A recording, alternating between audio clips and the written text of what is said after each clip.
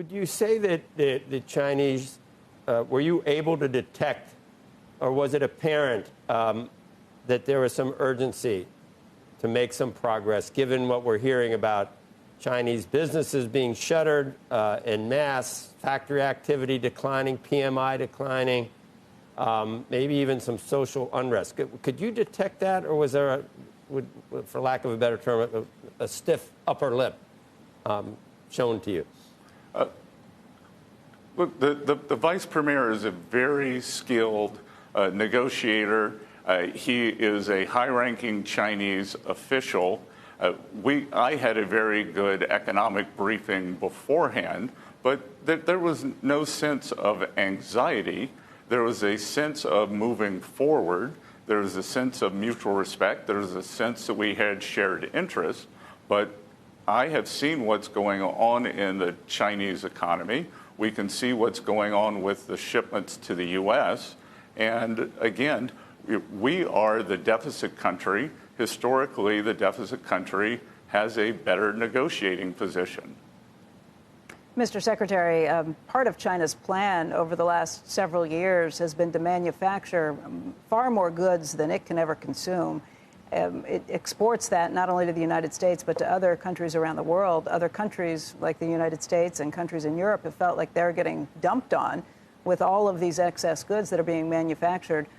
Will your talks in other countries find ways to make sure that China can't get around anything you set up in your deals with China by, let's say, shipping goods to Mexico and having that come up, those goods come up through Mexico? How do you shut that down? And did that come up this weekend? Well, Becky, that's already happening. That's already happening with many goods. You know, it's happening with autos. It's happening with electronics. So that's part of the negotiation with the Mexican government.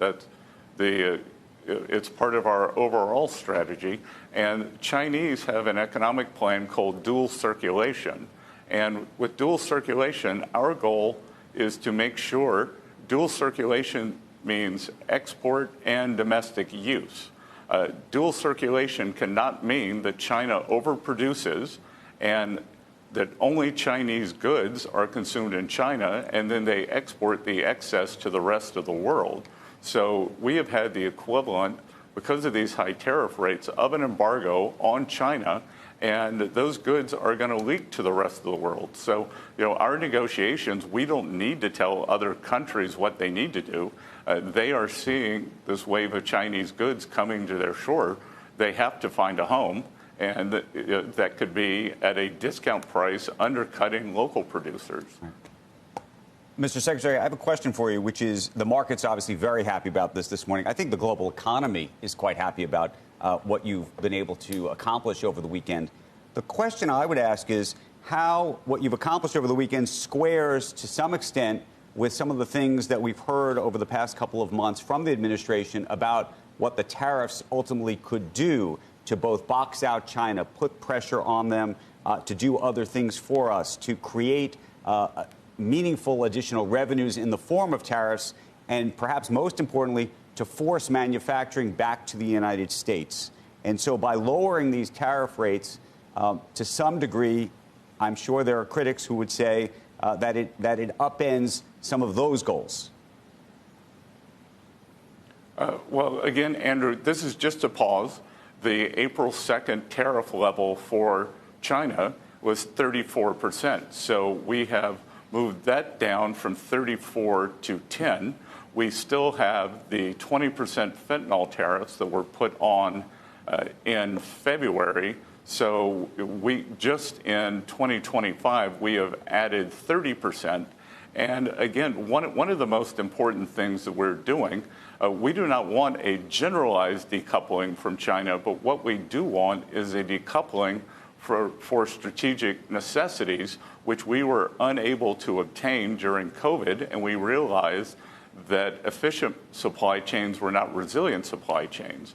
So we are going to create our own steel, protect our steel industry, the work on critical medicines, on semiconductors. So we are doing that, and the reciprocal tariffs have nothing to do with the specific industry tariffs. We heard, Mr. Secretary, that some progress was made on fentanyl in that deal, and that's 20% of the tariff that's going to stay. What progress was made, and how do you see that happening over the next 90 days? And do you expect a deal can be reached? And what does it look like? What do you want China to do exactly with fentanyl? Well, Joe, this is a priority for President Trump and indeed the whole administration. I have a personal stake in this. The two very close friends lost children to this terrible scourge. Hundreds of thousands of Americans die every year. And I think that we saw here in Geneva that the Chinese are now serious about assisting the U.S. in stopping the flow of precursor drugs, because the Chinese brought their trade delegation, led by the vice premier, but they also brought a deputy minister for security who was their fentanyl expert. We brought someone from our national security staff, and they had a very long and in-depth sidebar about how our two countries could work together. As far as some of the non-tariff related barriers that you talk about making progress on, we just had one of our reporters, Eunice, from Beijing, just sort of talking about how the Chinese view things. They said, yeah, you know, we might talk a good, I'm paraphrasing, we might talk a good game and promise some things, but it's very hard to quantify or to put into writing some of those other issues, whether it's rare metals, even currency manipulation. How would that be affected over the next 90 days? What type of agreement could you reach that has actual teeth for the non-tariff barriers? Well, Joe, these aren't problems that have sprung up overnight. They sprung up over 40 years. So Ambassador Jameson Greer, USTR, has a book this thick of all the non-tariff barriers, and then also of the state subsidies for labor and for industry. So we've got a playbook. President Trump successfully executed a deal in his first term. I think we can build on that, and that's the purpose of the 90-day pause, to see what we can do and work on these non-tariff barriers, because China actually has low tariffs. It's the insidious non-tariff trade barriers that hurt American companies trying to do business there. And make no mistake, one of the goals here is to open China for American businesses in a fair way. We want American businesses to be able to sell into China, and part of the goal is bringing down these unfair non-tariff trade barriers, and that's what we will be focusing on. Mr. Secretary, this is a 90-day pause. What comes next? Do you have plans to meet with your counterparts again?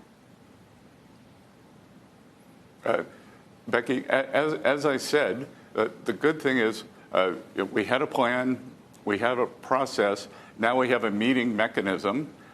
We loosely christened it the Geneva mechanism, so I don't know where we'll meet again. A very agreeable meeting here. We got a lot done over 2 days, so I would imagine that in the next few weeks we will be meeting again to get rolling on a more fulsome agreement.